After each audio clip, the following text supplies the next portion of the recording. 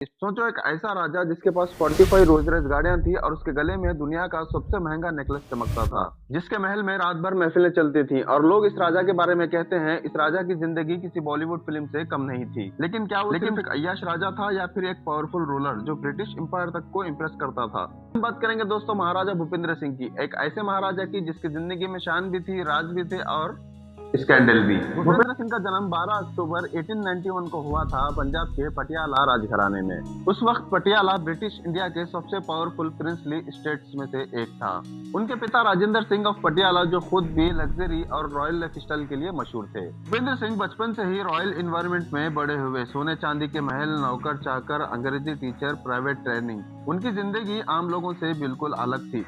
लेकिन जब भूपेंद्र सिंह सिर्फ 9 साल के थे तब उनके पिता की मौत हो गई और इतनी छोटी उम्र में ही उन्हें पटियाला का महाराजा बना दिया गया। मैं ये जिम्मेदारी अपने पिता के सम्मान में निभाऊंगा। पर क्योंकि वो बच्चे थे तो कुछ सालों तक स्टेट को ब्रिटिश अपॉइंटेड काउंसिल ही चलाती रही। 1909 में जब वो जवान हुए तो उन्होंने ऑफिशियली पटियाला की गद्दी संभाली और शुरू हुई एक ऐसी रॉयल जिंदगी जो हिस्ट्री में लेजेंड बन गई। भूपेंद्र सिंह सिर्फ एक रिच प्रिंस नहीं थे, वो ब्रिटिश इंडिया के सबसे इन्फ्लुएंशियल रूलर में से एक बन गए थे। ब्रिटिश ऑफिसर भी उनसे रिलेशन स्ट्रॉन्ग रखना चाहते थे।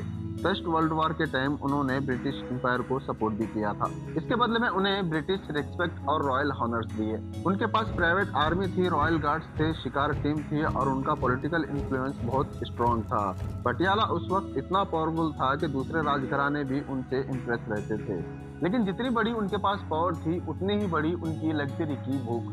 1925 में भूपेंद्र सिंह ने फ्रांस की फेमस ज्वेलरी कंपनी कार्टियर को एक ऑर्डर दिया और ये ऑर्डर हिस्ट्री का सबसे बड़ा ज्वेलरी ऑर्डर बन गया।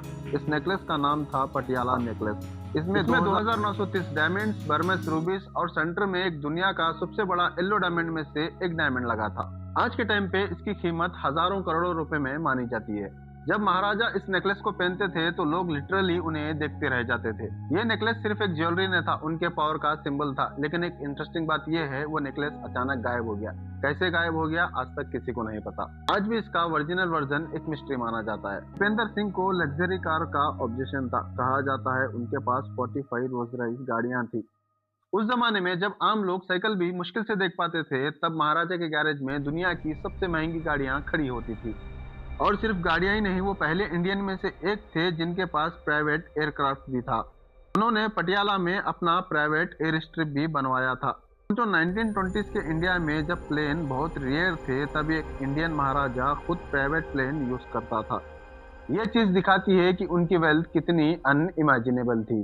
अब आते हैं उस टॉपिक पर जिसकी वजह से महाराजा भूपेंद्र सिंह सबसे ज्यादा फेमस है। उनके अय्याशी के हिस्ट्री रिकॉर्ड के मुताबिक उनके मल्टीपल वाइफ्स थे।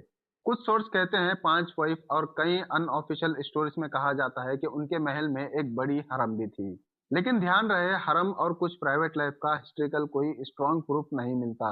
इनमें से कुछ रूमर्स है और इनमें से कोई रॉयल गोसिप पर बेस्ड है। लेकिन एक बात सच है, महाराजा लविश पार्टीज के लिए बहुत फेमस थे। उनके महल में डांस परफॉर्मेंस होती थी, महफिलें चलती थी, फॉरेनर्स गेस्ट आते थे और लग्जरी का डिस्प्ले होता था। यूरोप से डांसर, आर्टिस्ट और स्पेशल गेस्ट तक बुलाए जाते थे।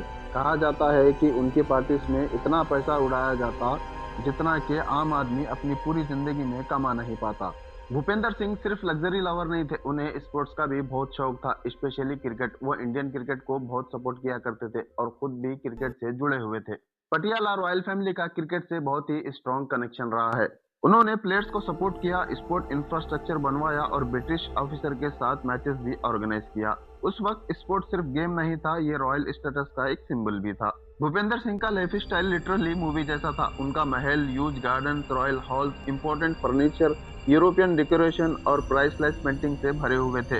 रॉयल किचन में डजन्स कुक काम करते थे, 100 सर्वेंट थे और हर चीज लग्जरी लेवल की होती थी। उनके कपड़े स्पेशली यूरोप से बनकर आते थे। उनके पास एक्सपेंसिव वॉचेस, मॉडल्स, डायमंड्स और रेयर कलेक्टिबल्स का मैसिव कलेक्शन था। उनके बारे में कहा जाता था पटियाला का महाराज दुनिया के सबसे बड़े रिच रूलर्स में से एक है।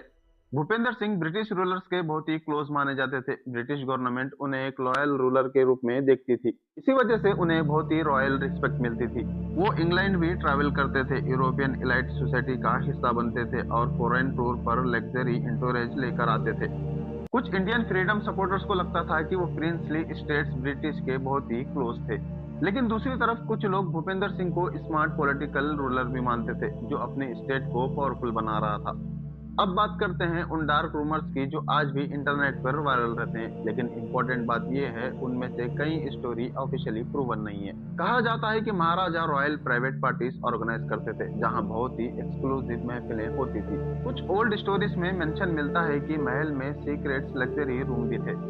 कई फॉरेन राइटर्स ने उन्हें एक्स्ट्रावेगेंट और प्लेजर लविंग रूलर भी कहा, लेकिन हिस्ट्रियंस कहते हैं ब्रिटिश एरा के कई महाराजा के बारे में एग्जैजरेटेड स्टोरीज भी फैलाई जाती थी, इसलिए हर रूमर्स को सच मानना सही नहीं होगा। 1938 में महाराजा भूपेंद्र सिंह की मौत हो गई। उनके मौत के बाद पटियाला का रॉयल एरा धीरे धीरे बदलने लगा। उनके बाद यदुविंद्रा गद्दी पर आए, लेकिन भूपेंद्र सिंह की लाइफ स्टाइल, स्टोरीज, उनकी ज्वेलरी और उनका रॉयल ऑरा कभी खत्म नहीं हुआ। आज भी जब इंडिया के सबसे लग्जरियस रूलर्स की बात होती है तो पटियाला के महाराजा का नाम जरूर आता है। एक तरफ भूपेंद्र सिंह को लोग एक विजनरी रूलर मानते हैं जो मॉडर्न लग्जरी और रॉयल पावर का सिंबल था। दूसरी तरफ लोग उन्हें इंडिया का अय्याश महाराजा मानते हैं। सच क्या था? शायद दोनों का मिक्स, क्योंकि हिस्ट्री में पावर और लग्जरी अक्सर साथ में चलते हैं और महाराजा भूपेंद्र सिंह इन दोनों की एक जिंदा मिसाल थे। और ऐसे ही वीडियोस देखने के लिए चैनल को सब्सक्राइब कर लो, बेल आइकन को भी ऑन कर लेना, और हाँ, वीडियो पसंद आया तो वीडियो को लाइक करना ना भूलिए। चलिए मिलते हैं अगले वीडियो में, तब तक के लिए बाय बाय।